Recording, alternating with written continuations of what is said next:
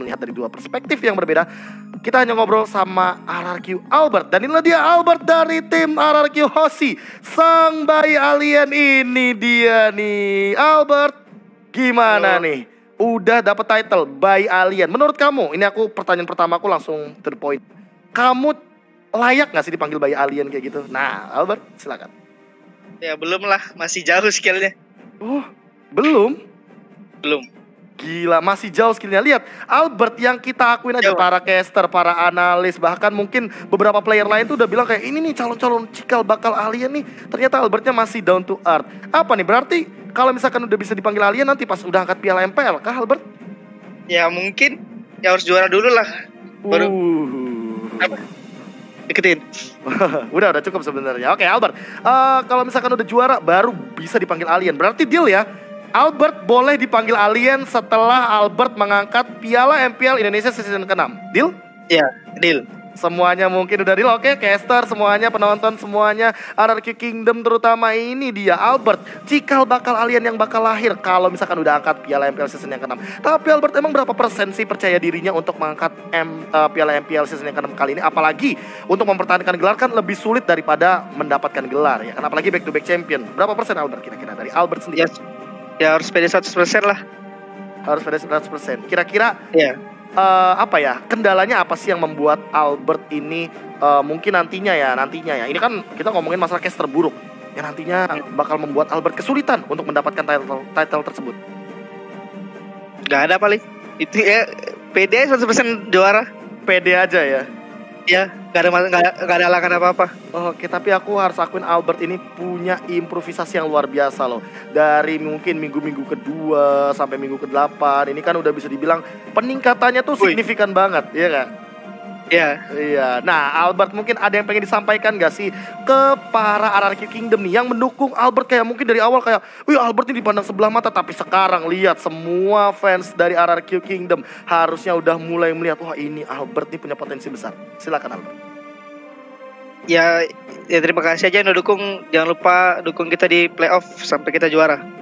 Sampai kita juara. Bener-bener masih memikirkan untuk fansnya juga, untuk kepedean diri sendiri juga. Nah Albert tadi kan bisa dibilang melawan EVOS Legends. Dan kalau kita ngomongin masalah EVOS Legends, artinya itu seringkali kita melihat ada One dan juga Sin yang beradu di mid lane. Nah tapi kan kali ini karena hyper carry-nya kamu yang lebih sering berhadapan sama One. Ada pesan-pesan gak sih buat One ya kan? Karena sangat disayangkan perwakilan dari EVOS Legends belum bisa hadir untuk berbincang-bincang bareng kita. Nah Albert silakan.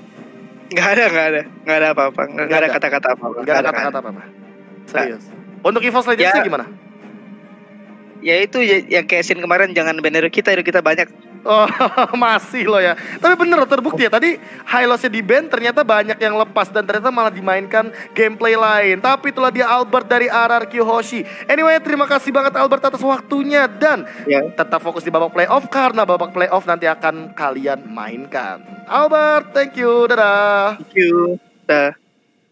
Dan itulah dia Albert dari Bali loh teman-teman. Lihat, bayangkan dia nggak dari Jabodetabek, dia dari Bali, jauh-jauh datang ke Jakarta untuk menunjukkan potensi terbaiknya. Karena sesuai yang tadi Albert bilang, dia belum mau dipanggil alien, belum mau dia. Bayi alien aja dia masih kayak menganggap enggak lah, masih jauh lah. Tapi kalau Albert nanti bisa ngangkat piala MPL, barulah dia mau dipanggil alien. Oke, itu mungkin bakal bisa jadi salah satu catatan kita untuk jadi fun fact juga. Dan kita sesaat lagi akan menuju ke Nemo segmen. Dan siapa yang bakal mengisi di Nemo segmen? Inilah dia, EVOS G.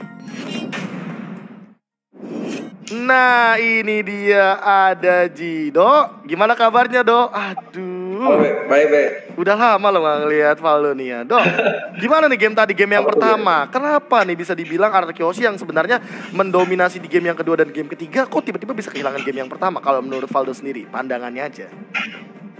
Kalau dari pandangan sih game 1 itu RRQ-nya udah kalah hero sih dari awal. Dan emang game 1 itu EVOS latihannya pakai hero terus sama kami.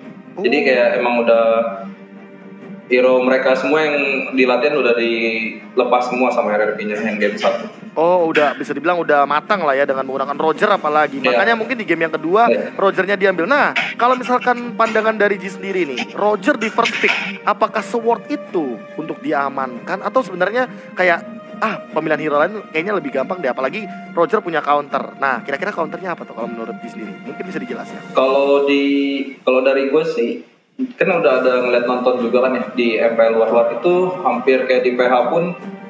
Kalau menurut gue tuh di semua MPL kayaknya most picknya sekarang core itu Roger nomor 1. Oke. Untuk counter Kalau dibilang ada, kalau untuk counter sih ada sih, cuman kayak belum tahu juga sih kayak counternya itu. Ya, mungkin banyak CC sih kalau perlu sih, karena kan Roger sekarang kan metanya kan jarang core pakai Purify kan. Oh iya. Lebih ke arah Retribution. retreat terus kan, mungkin fokus ke banyak CC sih.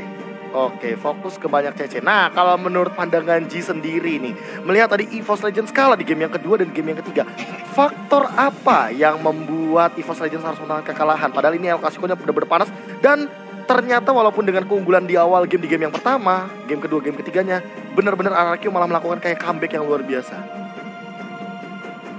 Faktornya mungkin ada di misplay doang sih kalau menurut gue sih. Soalnya kalau kami kan biasa kan ada latihan bareng terus kan ya, mereka kayak ya kadang imbang, kadang mereka buat nyoba-nyoba meta juga sih. Mungkin ada misplay aja sih yang di luar perkiraan mereka.